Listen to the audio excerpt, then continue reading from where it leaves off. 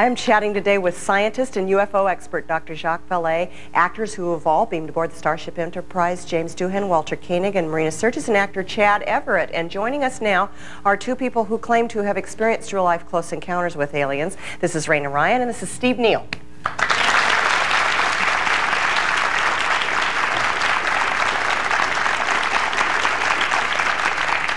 So Raina, now you had your first encounter in 1983? Yes. What happened? I was living in Colorado on a little hill outside the city a ways, sort of separated from the city.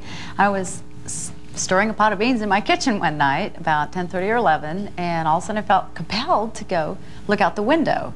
So I walked over there along with my big shepherd collie bodyguard dog, and we looked out the window, and out at the edge of the lawn was under the street light were these four, which I at first glance thought were kids.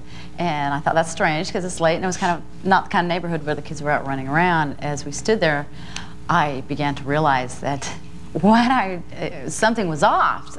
The movements of these kids were kind of insect-like. They were kind of not fluid like we have. They were just different. Then I saw that they had round heads, bald heads, and long spindly arms and torsos. And I just got this really scary feeling. I wasn't looking at kids. My dog, who was very aggressive about her job, dropped her head and tail, whined, and went under the bed and stayed there. Okay, and she had never done that before, ever. You know. Really? So I knew. Now, what did you think at the time? Did you just kind of? Well, I looked at that and I beat it back to the beans. And I'm standing stirring my beans, and so I thought, well, I better go back and check it, because if I'll wake up the next morning and be nuts trying to figure out what it was. So I ran back and looked for about 5 seconds. They were still there.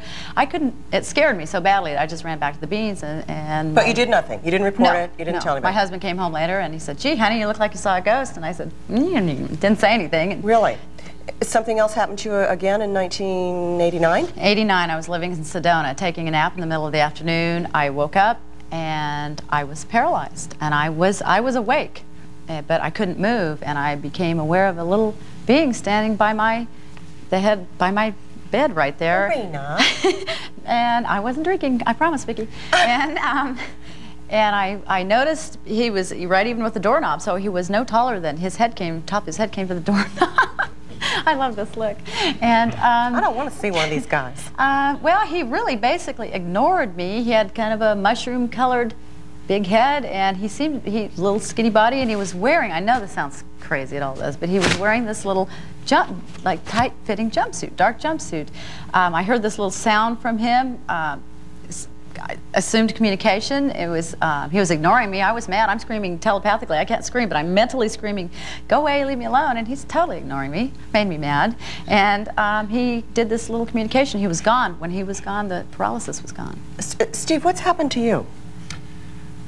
Well, it's kind of hard to answer that question exactly like that. I know it is. And does it make you guys nervous to talk about all this stuff? Oh, of course it does. Yes. Of course it does. Yeah. I've had, throughout my childhood and through my adult life, a number of reoccurring dreams which made me suspicious about this stuff. And being that I'm involved in UFO research, I started seeing a lot of myself and a lot of these scenarios that you would read about. You say, that's happened to me, that's happened to me. And after, a good year or so of this, especially considering how much information has come out about abduction lately, I decided to have it looked into. What's happened to you? What actually happens to you? Well, it appears, and then, of course, this is all recalled under hypnosis, I have to point out, but it appears that over the years I have been, getting visited by an intelligence outside of our own, that is affecting my dreams and, for all intentional purposes, abducting me and taking me someplace else to perform experiments. So the typical encounter is what? That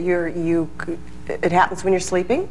Yeah, it usually happens when you're sleeping, and usually what's recalled under hypnosis is that two beings will come into the room, remove you from your bed, literally take you right through walls or doors or ceilings and into a very dark object hovering over the house.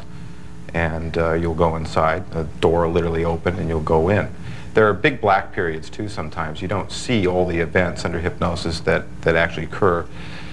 Suddenly you'll find yourself on a table and they're bending your legs and they're touching you with little metallic objects like spoons, and they touch them different parts of your body. You know, and then after all that's done, they take you back again. Now, have you ever had any physical evidence after your dreams? Yeah, I have.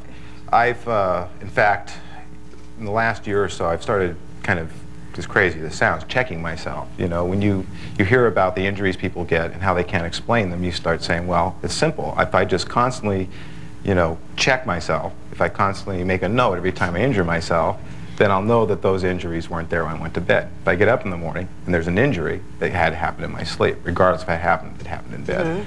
And there have been some very unusual marks, triangles, scoop marks, and things like that, that I can't explain because I'm not doing it to myself in my sleep, you know. Yeah? What do you guys think?